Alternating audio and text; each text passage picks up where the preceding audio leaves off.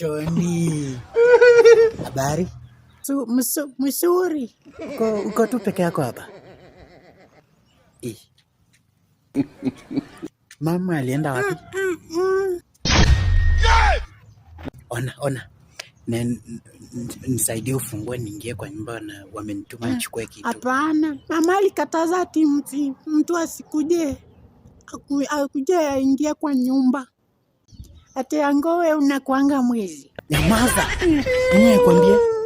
Hiyo nilichukua tu, si kuiba. Hapana. Unajua tofauti ya kuchukua na kuiba? Si mama alisema. Najua. Alisema.